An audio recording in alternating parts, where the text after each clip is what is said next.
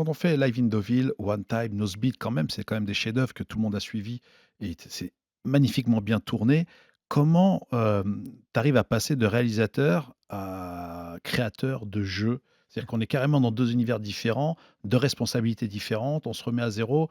Est-ce que tu peux nous expliquer un peu c'est quoi qui a fait cette traversée? En fait, alors oui, c'est pas si différent que ça. En fait, c'est que moi, ce qui m'a toujours intéressé, c'est d'être, un créatif et j'ai écrit des scénarios, j'ai fait des films, quand j'ai découvert les jeux de société, j'ai eu envie rapidement, en fait, d'en faire quoi, Toi, tu as d'en toujours créer joué? moi-même. Jeux de plateau, tu Bah, as toujours joué j'ai depuis que tu es môme? Ouais, alors j'ai joué beaucoup quand j'étais môme, mais sur des jeux, un peu à l'ancienne, que tout le monde a joué quoi. Typiquement, Monopoly, Non, tout le monde n'a Risque. pas joué au Monopoly. Tout le monde s'est retrouvé à une table de Monopoly, mais tout le monde n'a pas bien joué au ouais, non, Monopoly. non, on n'a pas forcément joué avec les bonnes règles, mais je veux Ouais, dire, voilà. en tout cas, tout le monde a fait une partie de Monopoly Monopoly, c'est un art. qu'il a jugée trop longue, en Eh, général. eh, depuis qu'on a rencontré le champion du monde de Ouais, Monopoly, il est mais ce qui est marrant avec le Monopoly, c'est que personne connaît les règles, ah quoi, oui, il y en donc a, ils Si, inventent si, des règles, moi, hein. oui, mais bah, c'est oui, vrai mais Tu que connais les vraies règles? je croise trop de gens qui jouent très mal.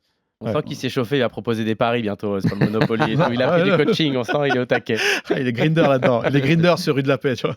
mais je pense que c'est aussi un truc qui est venu avec le poker parce qu'il y avait énormément de fois où j'allais sur des festivals où il y avait beaucoup de joueurs de poker, en fait, qui jouaient à des jeux de société Ah oui? après, Mmh. parce qu'en gros, ils en avaient un peu, marre de Ça leur jouer tout le changeait temps les au même idées? jeu Ouais. et du coup, ils se détendaient, en fait, en jouant, en faisant, je sais pas, des loups-garous, des codenames, des jeux comme ça et du coup, moi, j'avais pas forcément pris le truc parce que j'étais très, un peu monomaniaque sur le poker à un moment, parce que Ouais. forcément, je jouais beaucoup et en plus, je filmais tout le temps, je faisais des coverages et tout et puis, quand j'ai commencé à un peu être moins sur les tournois de poker, du coup, ça a un peu basculé la passion, pour les jeux de société. Elle est apparue quand la passion pour le poker diminuait un petit peu, en tout cas pour le jeu. En lui-même, je jouais beaucoup moins et du coup, il fallait que je compense en jouant à autre chose et donc du coup, je me suis mis à beaucoup jouer aux jeux de société et à beaucoup découvrir de jeux et donc rapidement, en fait, à vouloir en faire aussi parce que, bah, j'avais encore des choses à dire, mais différemment, quoi.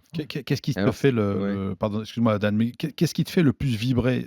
Est-ce que c'est plutôt la création dans la réalisation et les scénars ou la création d'un jeu, que tu peux monter au plus haut sommet? Ben, en fait, les jeux, ce qui est le moment qui est assez incroyable, c'est quand on voit les autres jouer à son propre jeu Mmh. et en fait, quand on vit ça, on a créé un jeu, dans son salon, avec des petits morceaux de bois et des cartes et en fait, on les voit jouer et s'amuser à son jeu, sans forcément qu'ils sachent que c'est toi qui l'as fait. Mais du coup, tu vois, il y a un truc un peu similaire à quand il y a des gens qui découvrent ton film et qu'en fait, qui vibrent en voyant ton film. Tu l'as fait pour ça, en fait. Tu l'as fait pour que des gens vibrent en le regardant et là, ils jouent devant toi, en fait. Ils prennent, du plaisir, en fait, à jouer à ce que tu as créé, quoi. Donc c'est un moment incroyable.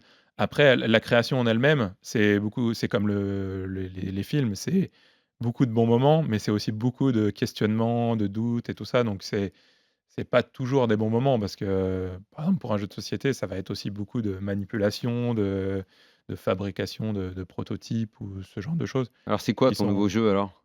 bah, On en parle? Parce le que jeu que c'est pour le coup, ça j'ai a rien à voir avec le poker. ouais, non, ça a rien à voir avec le poker, clairement. Differentio. Ça s'appelle Differentio, bah, en fait, L'italien. c'est, ouais, en fait, c'est le premier jeu qui sort et que j'ai fait, donc que j'ai co-créé avec un mec qui s'appelle Aymeric. Qu'on salue. Ouais, qu'on salue et en fait, c'est un jeu, qui est assez simple, qui reprend un peu le principe des 7 différences globalement. Mais Ouais. en fait, on a un gros plateau qui fourmille de détails avec, 9 emplacements différents sur le plateau et en fait, sur chaque emplacement, on a 6 cartes potentielles qui peuvent se retrouver à ces emplacements-là et en fait, le jeu est très simple, c'est que, heu, pendant qu'un joueur change une de ses cartes avec une des cartes de sa main, en fait, les autres ont les yeux fermés et en fait, ils ouvrent les yeux et ils doivent regarder quelle carte a été changée. Donc en fait, c'est le plateau a changé parce qu'il y a eu des légères différences. Il y a une carte en fait qui a été changée et du coup, il faut être le premier à la retrouver. Donc en fait, c'est un jeu très simple qui m'est venu, comme ça sur une idée, d'un jeu que j'avais fait quand j'étais petit où c'était, il y a plein d'objets dans une Ouais, bien pièce, sûr, le on jeu enlève un au Claude et objet Môme, bien et sûr, ouais. et qu'est-ce qu'on retrouve? Où tu dois retrouver la poule avec la poule, le mouton avec le mouton. Ouais, comment ça s'appelait ce jeu Non, pour mais les ça, c'est grands? le Ah jeu non, des ça, c'est pères. la Memory, ça Memory, c'est, un truc de ouais, Memory. non, Ouais, c'est non, un peu Memory. différent. Là, disons que si tu veux, c'est le C'est Cluedo? retrouver ce qui a changé dans une Ah image, d'accord, quoi. OK, ouais. Ah Tu vois, d'accord. tu as Oui, une bah, tu c'est un peu une plus carte qui a élaboré qu'un memory évidemment quand même. ouais, quand même.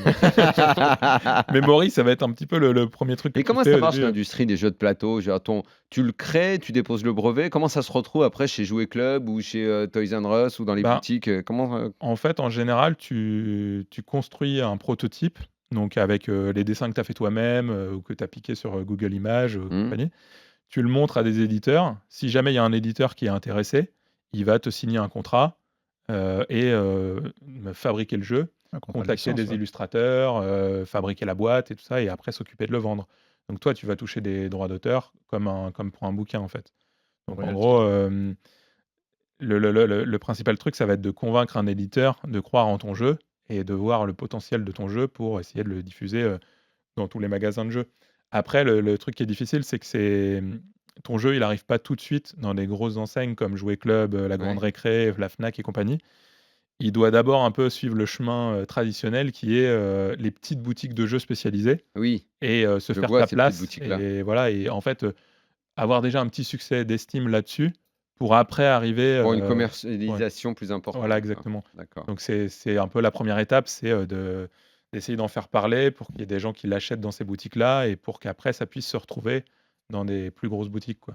Et où Bah, est-ce tu qu'on peut nous le retrouver? enverras une boîte. Bah, On ça on on je savais! on jouera Je savais qu'il on envoie jouera une boîte. ensemble. Mais alors juste avant qu'il Mais t'en envoie, où est-ce qu'on peut la trouver la boîte? Où est-ce qu'on peut la pour trouver la boîte? l'instant, Bah, alors pour l'instant, on peut la trouver sur pas mal de sites sur internet et OK, aussi dans plein de boutiques spécialisées. Alors, OK, il y a des boutiques spécialisées, alors les gens ne connaissent pas forcément, mais d'accord, il y a à Paris, il y en a une dizaine, une d'accord. quinzaine de boutiques. Tu peux en citer 2-3? Ouais, bah, il y a, par exemple, il y a Ludifolie à Vincennes, il y a Super. Je connais Liane en plus. Play-in à côté de la Bibliothèque nationale de France. OK, Tu as une qui s'appelle Variante qui est à côté de Club Poker, ouais, qui est dans la rue, c'est là bien.